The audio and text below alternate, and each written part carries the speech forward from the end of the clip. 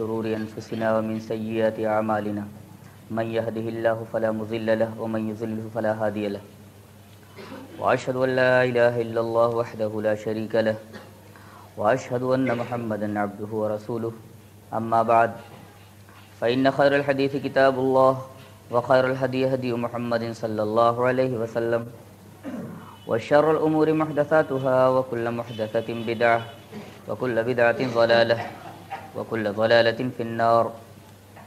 أعوذ بالله من الشيطان الرجيم. بسم الله الرحمن الرحيم.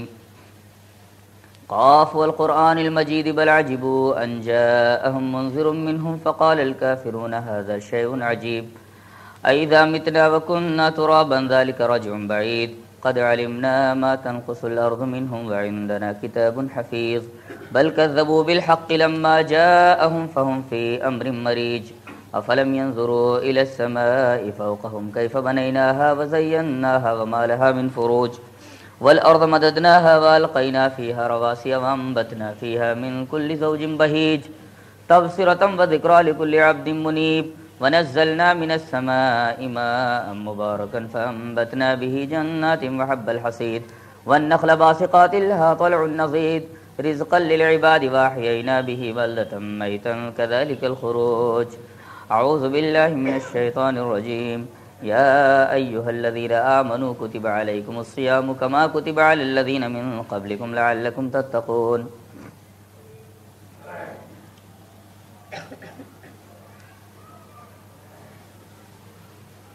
روزہ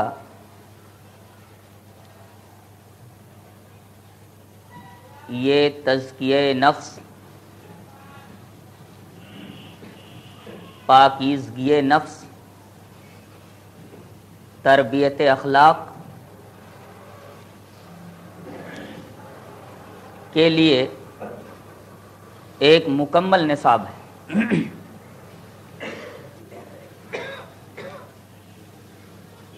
اور تربیت اخلاق کے لیے، حصول تقوی کے لیے، روح کی بالیدگی کے لیے کم سے کم 4 قسم کی ریاضتیں ضروری ہیں. ایک تو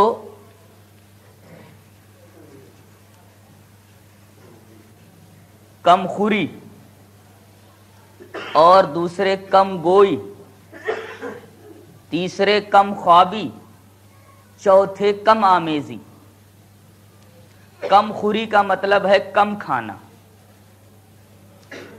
کم کھانے سے نفس زندہ اور چاقو چوبند رہتا ہے، جبکہ بہت زیادہ کھانے سے نفس پر سستی اور کاہلی طاری ہو جاتی ہے.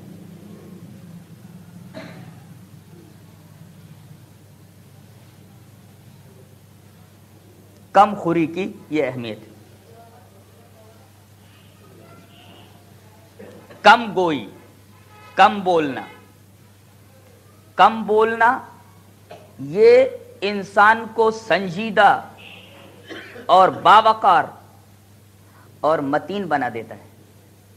اور اسلام کو ایسے ہی لوگ مطلوب ہیں جو انتہائی باوقار ہوں، متین اور سنجیدہ ہوں. اسی وجہ سے نبی پاک صلی اللہ علیہ وسلم نے ارشاد فرمایا ایاک وکثرۃ الضحک فإن کثرۃ الضحک تمیت القلب، کہ زیادہ ہنسنے سے اجتناب کرو، اس لیے کہ زیادہ ہنسنا دل کو مردہ کر دیتا ہے. گویا زیادہ ہنسنا اسلام کی نگاہ میں پسندیدہ نہیں ہے، اس لیے کہ زیادہ ہنسنا یہ ثابت کرتا ہے کہ ہنسنے والا غیر ذمہ دار ہے.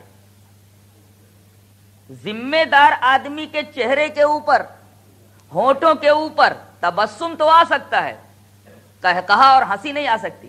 اسی وجہ سے نبی پاک صلی اللہ علیہ وسلم کی عادات مبارکہ اور خصائل حمیدہ بیان کرتے ہوئے ایک بات کہی گئی ہے کہ آپ صلی اللہ علیہ وسلم ہنستے نہیں تھے بلکہ مسکراتے تھے. نبوت سے زیادہ بارے گیراں اور کیا ہو سکتا ہے؟ اس سے بڑا بوجھ اور کون سا ہو سکتا ہے؟ تو سنجیدگی اور متانت یہ انسان کے ذمہ دار ہونے پر دلالت کرتی، تو کم گوئی انسان کو سنجیدہ، باوقار اور متین بنا دیتی ہے، جبکہ بہت زیادہ بولنا انسان کو بے وقار اور غیر ذمہ دار بنا دیتی ہے۔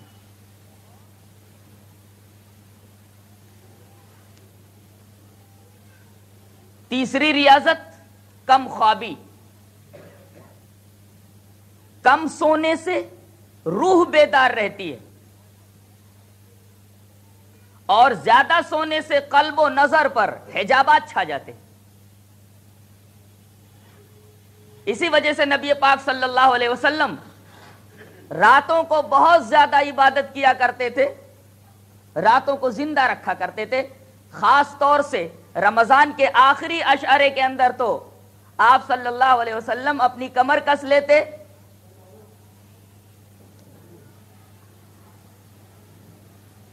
اور اس کی راتوں کو زندہ رکھتے اور اپنے اہل و عیال کو جگاتے۔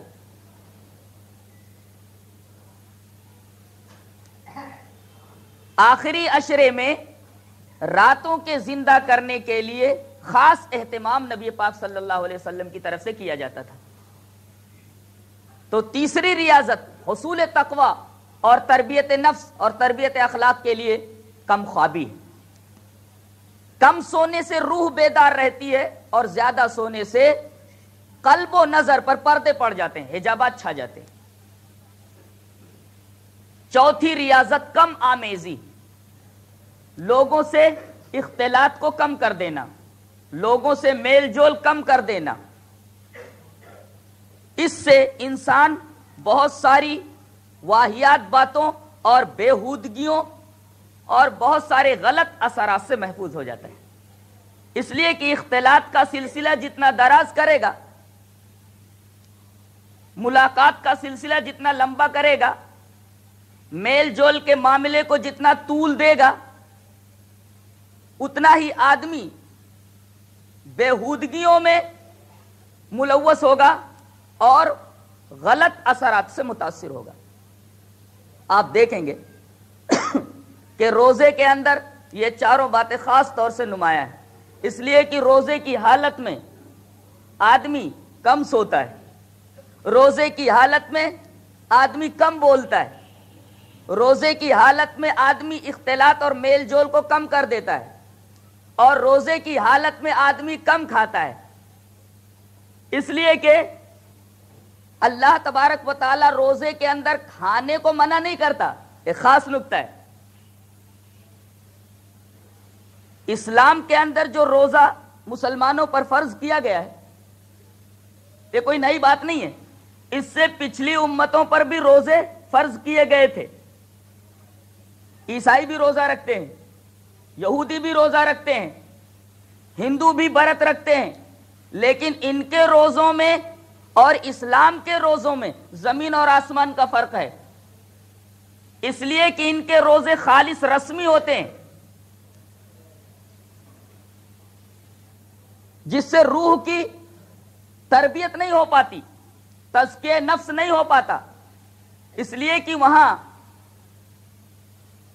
اناج کے علاوہ باقی تمام چیزیں کھانے کی اجازت ہوتی ہے۔ یہودیوں کے ہاں دیکھیے تو وہ کئی دن افطار نہیں کرتے، لیکن اسلام کے روزوں پر نظر ڈالیے تو اس میں کھانے پینے کی ممانعت نہیں ہے، بلکہ کھانے کے اوقات بدل دیے گئے ہیں۔ بس اسلام نے یہ کہا کہ تو پہلے ناشتہ کیا کرتا تھا دن نکلنے کے بعد، ناشتہ ذرا پہلے کر لے۔ تھوڑی سی تبدیلی ہوئی ہے، کھانے کی ممانعت نہیں ہے، کھانے کے اوقات بدل دیے گئے، کھانے کا ٹائم ٹیبل بدل دیا گیا ہے۔ مقصود یہ ہے کہ انسان عادت کا غلام نہ بنے، اللہ کا غلام بن جائے، عادت کا بندہ نہ بنے، اللہ کا بندہ بن جائے۔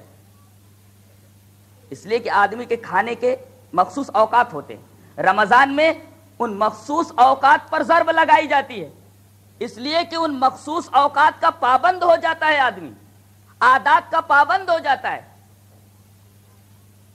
روزہ فرض کر کے خاص طور سے یہ بتایا گیا ہے کہ تو عادتوں کا غلام مت بن، اللہ کا غلام بن، عادتوں کا بندہ نہ بن، اللہ تبارک و تعالیٰ کا بندہ بن۔ کھانے کی ممانعت نہیں ہے، کھانے کے اوقات چینج کر دیے گئے ہیں، بدل دیے گئے۔ غور کیا جائے تو یہی چیز ہمارے سامنے آئے گی۔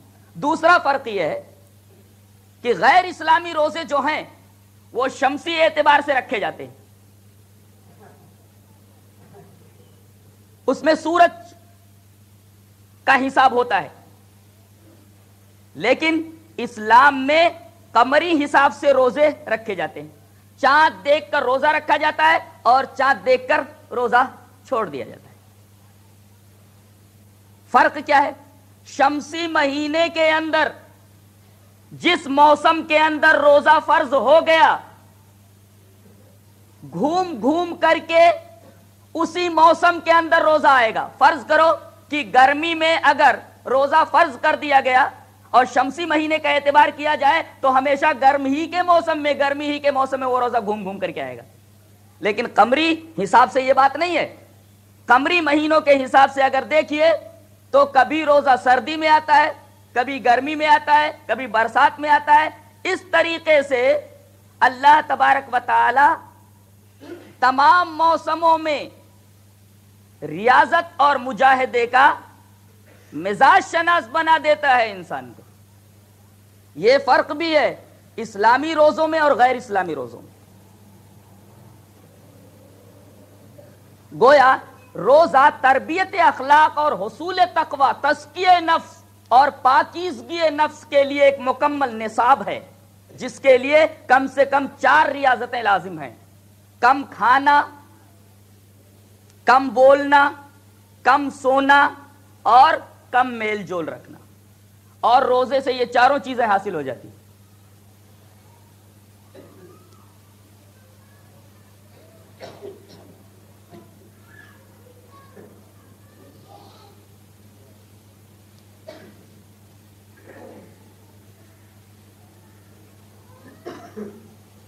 یہ روزے بڑی ہی اہمیت کے حامل ہیں۔ اس میں 2 چیزیں نمایاں ہیں۔ ایک چیز تو روزے ہیں، اور دوسری چیز اس مہینے میں جو نمایاں ہے وہ قیام لیل ہے۔ اور عجیب بات ہے کہ حدیثوں کے اندر دونوں کی فضیلت یکساں گردانی گئی ہے۔ حدیث پاک ملاحظہ ہو: من صام رمضان ایمانا واحتسابا غفر له ما تقدم من ذنبہ، جس نے اس مہینے میں ایمان اور احتساب کے ساتھ روزے رکھے اس کے پچھلے سارے گناہ معاف کر دیے جائیں گے۔ اس مہینے کے روزے کی یہ اہمیت بتائی گئی، یہ فضیلت بتائی گئی۔ اور بینی یہی حدیث قیام کے تعلق سے آتی ہے: من قام رمضان ایمانا واحتسابا غفر له ما تقدم من ذنبہ، جس نے رمضان کی راتوں میں قیام کیا ایمان اور احتساب کے ساتھ تو اس کے پچھلے گناہ معاف ہو جائیں گے۔ گویا جو فضیلت روزوں کی ہے وہی فضیلت قیام لیل کی ہے، تراویح کی، جسے ہم بڑی ہی سنگ دلی سے نظر انداز کر دیتے ہیں۔ فرض نماز ختم ہوئی کہ جھاڑ کر کے نکل جاتے ہیں، روزہ ناقص رہ جاتا ہے۔ روزوں کی زینت تو قیام لیل سے ہے، روزوں کو جو فضیلت ملی ہے وہ قیام لیل سے ملی ہے۔ پہلی دلیل تو یہی ہے کہ جو فضیلت روزوں کی بتائی گئی وہی فضیلت قیام لیل کی بتائی گئی ہے۔ من صام رمضان ایمانا واحتسابا غفر له ما تقدم من ذنبہ، جس آدمی نے رمضان کے مہینے میں روزے رکھے ایمان اور احتساب کے ساتھ اس کے پچھلے گناہ معاف، یہی فضیلت قیام لیل کی۔ من قام رمضان ایمانا واحتسابا غفر له ما تقدم من ذنبہ، جس آدمی نے اس مہینے کے اندر قیام لیل کیا، تراویح پڑھی، اس آدمی کے پچھلے گناہ معاف کر دیے جائیں گے۔ جو فضیلت روزوں کی وہی فضیلت قیام لیل کی۔ یہ پہلی دلیل ہے کہ روزے غیر اہم ہو جاتے ہیں اگر تراویح نہ پڑھی جائے۔ دوسری دلیل، جس حدیث کی سند صحیح ہے، صحت کا حکم لگایا گیا ہے، وہ حدیث پڑھ لیتے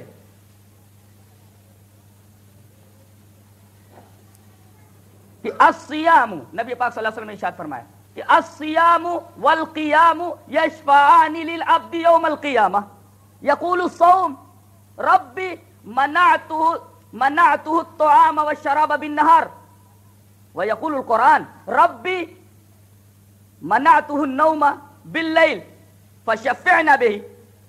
یہ حدیث ہے کہ روزے اور قیام، دیکھو یہاں بھی دونوں کو ایک ساتھ لایا گیا ہے، الصیام والقیام، روزے اور قیام لیل یعنی تراویح، روزے اور قیام لیل، یہ دونوں کے دونوں قیامت کے دن اللہ تبارک و تعالی سے بندے کے لیے سفارش کریں گے۔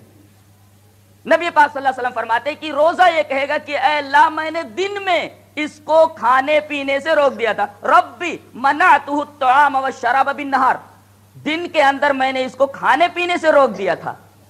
وَيَقُولُ الْقُرْآنِ، اور قرآن یہ کہے گا ربی منعته النوم باللیل، رات میں نے اس کو سونے سے روک دیا تھا۔ ایک خاص بات اور ملاحظہ ہو کہ قیام لیل کی اہمیت تو اپنی جگہ واضح، لیکن قیام لیل کی حقیقت اور قیام لیل کی روح قرآن سننا اور سنانا ہے، اس لیے کہ جب قیام کی بات آئی تو یہ کہا جا رہا ہے کہ یقول القرآن، قرآن یہ کہے گا کہ اے اللہ میں نے اس بندے کو تیرے نیند سے روک دیا تھا۔ اس سے ایک بات اور معلوم ہوئی کہ تراویح کو لمبا کر کے پڑھا جائے، دیر تک تراویح کو پڑھا جائے اور زیادہ سے زیادہ قرآن حکیم سنا جائے اور پڑھا جائے اور اس کا مطلب سمجھا جائے بعد میں۔ یہ دو دلیلیں ایسی ہیں جو تراویح کی اہمیت اور فضیلت کو بالکل واضح کر دیتی ہیں کہ روزے غیر اہم اور ناقص ہو جاتے ہیں اگر تراویح نہ پڑھی جائے، راتوں کو زندہ نہ رکھا جائے، بے رونق ہو جاتے ہیں، اس عمارت کی طرح کی دیواریں اٹھا دی گئی ہوں، چھت بنا دی گئی ہو لیکن اس پر پینٹنگ نہ کی گئی ہو۔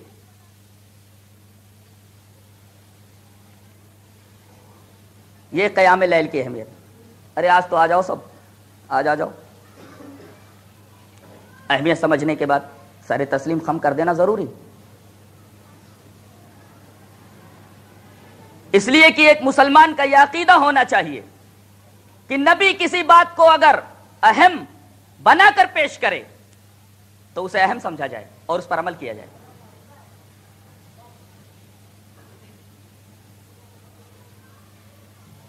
دوسری چیز اس مہینے میں اعتکاف ہے۔ بخاری اور مسلم کی روایت ہے، حضرت عائشہ رضی اللہ تعالی عنہ اس کی راویہ ہے، فرماتی ہے کہ کان توفاہ اللہ عز وجل ثم اعتکف ازواجہ من بعدہ واعتکف ازواجہ من بعدہ، رواہ البخاری و مسلم، متفق علیہ روایت۔ حضرت عائشہ رضی اللہ تعالی عنہ فرماتی ہیں کہ نبی پاک صلی اللہ علیہ وسلم اس مہینے کے آخری عشرے میں اعتکاف کرتے تھے اور آپ کا یہ مسلسل معمول رہا ہے ہر رمضان میں، اور جب آپ کا انتقال ہو گیا تو اس سنت کو امہات المومنین نے خاص طور پر زندہ رکھا۔ وَاعْتَكَفَ أَزْوَاجُهُ مِن بَعْدِهِ، آپ صلی اللہ علیہ وسلم کی وفات کے بعد جب تک آپ زندہ رہے آپ برابر آخری عشرے کو اعتکاف کرتے، آخری عشرے کو زندہ رکھتے اس کی راتوں کو، اور آپ کے انتقال کے بعد امہات المومنین نے خاص طور سے اعتکاف فرمایا ہے۔ اس حدیث سے استدلال کر کے مفسرین اور محدثین نے یہ لکھا ہے کہ عورتیں اپنے گھر کی قریبی مسجد میں جہاں مردوں کا آنا جانا کم ہو اعتکاف کر سکتی ہیں، اور اگر وہاں مناسب نہ ہو تو گھروں کے کسی گوشے کو مخصوص کر لیں اور وہاں اعتکاف کریں۔ جس طرح مردوں کے لیے اعتکاف ہے عورتوں کے لیے بھی اعتکاف ہے، اور اس کی بہت بڑی فضیلت ہے جو ایک حدیث سے ظاہر ہے، جس کے راوی حضرت عبداللہ ابن عباس رضی اللہ تعالیٰ عنہ ہے کہ فرمایا نبی پاک صلی اللہ علیہ وسلم نے کہ یعکف الذنوب ویجزا لہ من الحسنات کعامل الحسنات کلھا، رواہ ابن ماجہ، یہ ابن ماجہ کی روایت ہے اور راوی حضرت عبداللہ ابن عباس رضی اللہ تعالیٰ عنہ کہ چونکہ اعتکاف کے اندر آدمی تمام گناہوں سے اپنے آپ کو روک لیتا ہے، ایک گوشے میں گوشہ نشین ہو جاتا ہے، ایک گوشے میں بیٹھ جاتا ہے تو اس کا بدلہ یہ ہے کہ اس کے حق میں وہ تمام نیکیاں لکھی جاتی ہیں اس آدمی کی جو تمام نیکیاں کرنے والا ہو. مثلا ایک آدمی حج کر رہا ہے تو حج کا ثواب لکھ دیا جائے گا. ایک آدمی صدقہ دے رہا ہے تو صدقے کا ثواب لکھ دیا جائے گا. ایک آدمی روزہ رکھ رہا ہے تو روزے کا ثواب لکھ دیا جائے گا. ایک آدمی زکات دے رہا ہے تو زکات کا ثواب لکھ دیا جائے گا. ایک آدمی لوگوں کو ہدایت کی طرف بلا رہا ہے, یہ ثواب بھی اس کے نام اعمال میں لکھ دیا جائے گا. یجزا لہ من الحسنات کعامل الحسنات کلیہ, رواہ ابن ماجہ. یہ اعتکاف کرنے کی فضیلت ہے. اور کیا چاہیے؟ اسی وجہ سے نبی پاک صلی اللہ علیہ وسلم برابر اعتکاف کرتے رہے جب تک حیات رہے. اس سے یہ پتا چلا کہ اعتکاف سنت مؤکدہ ہے, اس لیے کہ نبی پاک صلی اللہ علیہ وسلم نے مسلسل یہ کام کیا ہے اور یہ عمل پیش کیا ہے آپ نے. ایک اور چیز, روزہ دار یوں تو نیکیوں کا مجسمہ ہوتا ہے, اس میں کوئی شک نہیں. اسٹیچو آف ورچوز نیکیوں کا مجسمہ ہوتا ہے, اس میں کوئی شک نہیں. پھر بھی بشر انسان ہے.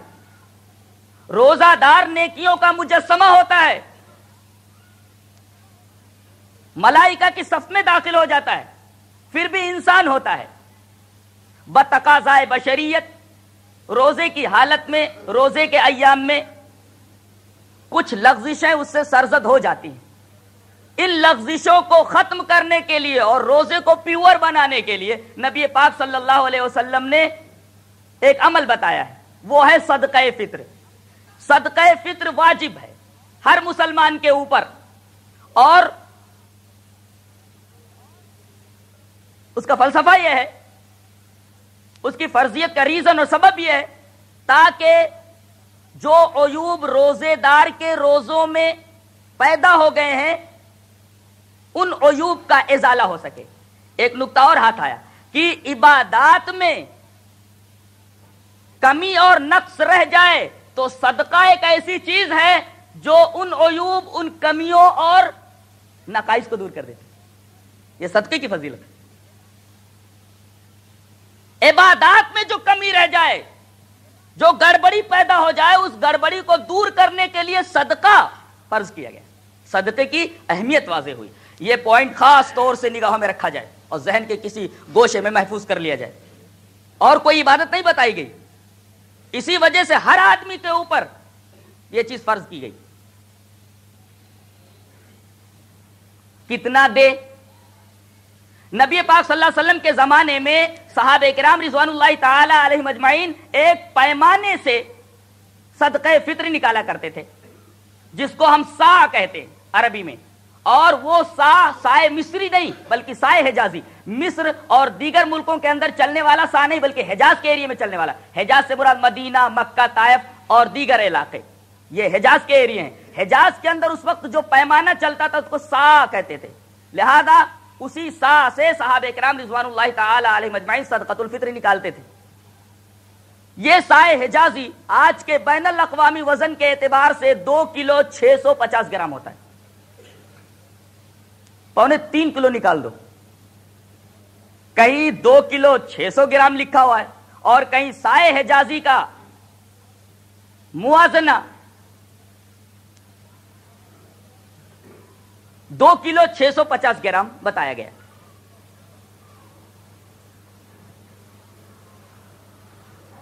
کب نکالا جائے؟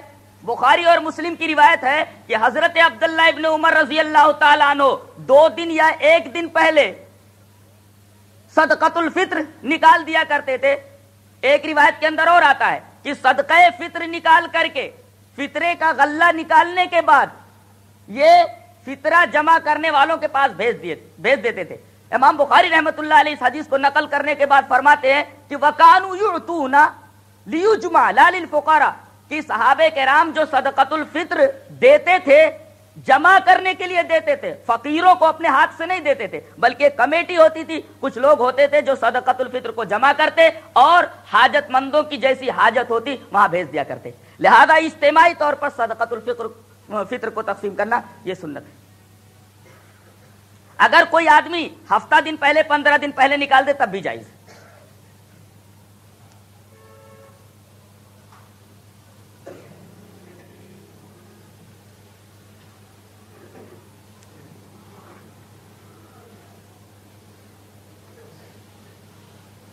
آخری ایک اہم بات کہ عید کی رات کی فضیلت کے بارے میں 2 حدیثیں آتی ہیں. ایک حدیث کو روایت کیا ہے امام منذری نے ترغیب میں، یہ روایت بیہقی میں بھی آئی ہے، اور یہی روایت ابن حبان نے نقل فرمائی، اور دوسری روایت ابن ماجہ میں. پہلی روایت یہ ہے جو ترغیب ابن حبان اور ابن ماجہ میں ہے کہ جب عید کی رات آتی ہے، جیسے کل عید ہے، تو اس رات کو آسمانوں میں لیلۃ الجائزہ کے نام سے پکارا جاتا ہے، یعنی انعام کی رات ہے. یہ حدیث ہے جسے ترغیب میں امام منذری نے نقل کیا ہے، ابن حبان لائے اور بیہقی نے نقل فرمایا. دوسری روایت ابن ماجہ میں ہے کہ جس آدمی نے عید کی رات کو زندہ رکھا تو اس کا دل نہیں مرے گا جس دن دیگر قلوب مر جائیں گے، دیگر دل مر جائیں گے. لیکن میری تحقیق کے مطابق یہ دونوں کے دونوں روایتیں متکلم فی ہیں، کلام کیا گیا ہے، دونوں روایتیں ضعیف ہیں، مجروح. حیرت کی بات ہے کہ اہل حدیثوں نے اپنی کتابوں میں اس کو جگہ دے رکھا ہے، لہذا یہ حدیثیں جب سامنے آئے تو ٹھٹک جائیے. عیدین کا جہاں تک معاملہ ہے اس کے بارے میں سنت یہ ہے، جہاں تک عید الفطر کا معاملہ ہے تاک کھجوریں کھا کر کے نکلیے، کچھ میٹھی چیز کھا لیجیے، اور بقرعید میں آ کر کھائیے. یہاں سے کھا کر نکلیے اور بقرعید میں اس کا الٹا کیجیے، آ کر کھائیے. تاک کھجوریں کھا کر چلنا عیدگاہ کی طرف سنت ہے. تکبیریں زور زور سے پکارتے ہوئے جائیں، اور عورتیں تکبیر آہستہ کریں. عورتوں کو عیدگاہ لے جانا سنت ہے. عیدگاہ کے اندر ممبر لے جانا خلاف سنت. امام مصلی پر کھڑا ہو کر کے خطبہ دے اور نماز پڑھائے. ہاں آگے کوئی برچھی گاڑ دی جائے یا سترا رکھ دیا جائے، سنت. نماز کے اندر 7 5 12 تکبیریں کہی جائیں، 6 تکبیریں، 3 ایک رکعت میں اور 3 دوسری رکعت کے اندر. جو حنفیہ کا معمول بہا ہے، ایک روایت عبداللہ ابن مسعود کی ہے جو موقوف ہے، آگے رفع نہیں ہوتی، نبی پاک صلی اللہ علیہ وسلم تک اس کی سند رفع نہیں ہوتی. دوسری روایت بیہقی میں ہے جس پر خود ایک حنفی عالم عبد الحی فرنگی محلی کہتا ہے کہ فی اسنادی ضعف یسیر. بیہقی کی اس روایت کے اندر جس کے اندر 6 تکبیروں کا بیان ہے، اس کے اندر تھوڑا ضعف ہے. اور ایک روایت معاویہ ابن معاویہ کی ہے، ان پر کذب کا اتہام ہے کہ یہ جھوٹ بولا کرتے تھے، لہذا 6 والی تکبیروں کی روایت بالکل بنڈل اور کنڈم ہے. رہی 7 5 12 تکبیروں کی روایت، تو یہ ایک روایت ترمذی میں آئی ہے، اور راوی اس کے حضرت عمر ابن عوف مزنی ہیں. عمر ابن عوف مزنی سے جو روایت امام ترمذی لائے ہیں اس کے اندر ایک راوی ہے کثیر ابن عبداللہ، ان کے اوپر ضعف کا حکم لگایا گیا ہے 7 5 12 تکبیروں والی پر جو امام ترمذی لائے ہیں. سوال یہ ہے کہ جب یہ روایت مجروح ہے، اس کے اندر ایک راوی کثیر ابن عبداللہ ایسا ہے جس کے اوپر ضعف کا اتہام لگایا گیا ہے اور ضعیف کہا گیا ہے، تو پھر اس پر اہل حدیث عمل کیوں کرتا ہے؟ امام نووی رحمۃ اللہ علیہ جو شافعی ہیں جواب دیتے ہیں کہ لعلہ اعتزد بشواہدہ، شاید امام ترمذی رحمۃ اللہ علیہ نے اس کی جو تحسین کی ہے، اس حدیث کو لانے کے بعد کہتے ہیں ھذا حدیث حسن، یہ حدیث حسن ہے. اس کی تحسین کیوں کی جبکہ ایک راوی مجروح ہے کثیر ابن عبداللہ؟ تو جواب دیتے ہیں امام نووی کہ شاید اس حدیث کے شواہد بہت ہیں، اسی وجہ سے یہ ضعیف روایت درجہ حسن تک پہنچ گئی ہے. اس لیے کہ یہ ایک روایت نہیں ہے بلکہ اور بہت ساری روایتیں ہیں. ایک روایت حضرت عائشہ سے ہے اگرچہ وہ ضعیف ہے، حضرت عائشہ کی روایت ابو داؤد نے نقل کیا ہے لیکن اس کے اندر ایک راوی ہے ابن لہیہ، وہ ضعیف ہے. اور ایک روایت حضرت عبداللہ ابن عمر سے ہے جسے امام دارقطنی اور بزار لائے، لیکن اس کے اندر ایک راوی ہے فرج ابن فضالہ جس کے بارے میں امام بخاری رحمۃ اللہ نے فرمایا کہ یہ منکر الحدیث ہے. اسی طریقے سے ایک روایت حضرت عبداللہ ابن عمر ابن عاص سے آتی ہے جس کے بارے میں عراقی نے کہا ہے کہ ہاں اس حدیث کی سند صالح ہے. سب سے بہترین روایت 7 5 12 تکبیروں والی عمر ابن شعیب سے ہے جسے امام احمد منتقی میں لائے ہیں اور امام ابن ماجہ نے اس کی تخریج کی ہے. راوی حضرت عمر ابن شعیب ہیں کہ نبی پاک صلی اللہ علیہ وسلم نے اس 2 گانا نماز کی پہلی رکعت میں 7 تکبیریں کہی اور بعد میں 5 تکبیریں کہی. اس حدیث کی سند کے بارے میں حافظ عراقی جو امام ابن حجر کے استاذ ہیں انہوں نے کہا کہ اس کی سند بہت صالح ہے. امام ترمذی کے استاذ حضرت امام بخاری رحمۃ اللہ علیہ، امام بخاری رحمۃ اللہ علیہ امام ترمذی کے استاذ ہیں، امام ترمذی فرماتے ہیں کہ میں نے امام بخاری رحمۃ اللہ علیہ سے اس حدیث کے بارے میں پوچھا جو عمر ابن شعیب سے مروی ہے کہ اس میں 7 5 12 تکبیروں والی بات ہے، اس حدیث کے بارے میں آپ کا کیا خیال ہے؟ تو حضرت امام بخاری رحمۃ اللہ علیہ نے فرمایا کہ لیس فی ھذا الباب اصح منہ وبہ اقول، فرماتے ہیں کہ اس بارے میں عیدین کی تکبیرات کے تعلق سے اس سے زیادہ صحیح روایت اور کوئی نہیں ہے، اور میں اس حدیث کا قائل ہوں۔ گویا کہ امام بخاری جو علتوں کو بہت زیادہ جاننے والا، بیماریوں کو اچھی طرح جاننے والا احادیث کی، اگر وہ کہتا ہے کہ میں اس بات کا قائل ہوں اور تمام احادیث میں سب سے زیادہ صحیح یہی ہے، لہذا ہمارا بھی وہی عمل ہے کہ 7 5 12 تکبیروں سے عیدین کی نماز ادا کی جائے۔ رہا ہر تکبیر کے ساتھ رفع الیدین کرنا، ہاتھ اٹھانا، تو یہ کسی صحیح حدیث سے ثابت نہیں ہے۔ امام ابن حجر رحمۃ اللہ علیہ نے اپنی مشہور کتاب تلخیص الحبیر کے اندر لکھا ہے کہ ہر تکبیر کے ساتھ ہاتھ اٹھانا نبی پاک صلی اللہ علیہ وسلم کی کسی صحیح روایت سے ثابت نہیں ہے، ہاں اس پر حضرت عمر کا عمل رہا ہے، ساتھ ساتھ ان کے صاحبزادے حضرت عبداللہ ابن عمر کا عمل رہا ہے کہ یہ دونوں ہر تکبیر کے ساتھ ہاتھ اٹھایا کرتے تھے۔ لہذا صاحب تحفۃ الاحوذی نے اس پر بحث کرتے ہوئے لکھا ہے کہ اگر کوئی ہاتھ اٹھا دے تو حرج نہیں، اس پر تشدد نہ برتا جائے، جائز ہے، لیکن حدیث کا جہاں تک معاملہ ہے کوئی حدیث اس تعلق سے نہیں ہے۔